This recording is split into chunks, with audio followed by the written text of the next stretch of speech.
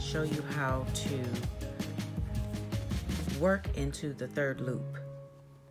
Now, if you can see right here, these stitches, this would be 1, 2, and the third loop is right in the back.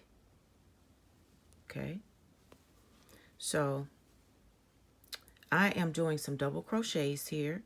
So if I need to work in the third loop, I would yarn over and see there's 1, 2, and then turn back there, and I would go into this loop right here.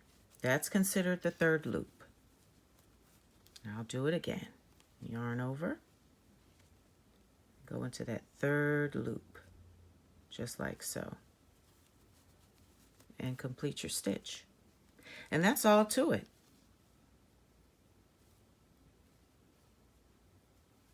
Just like so.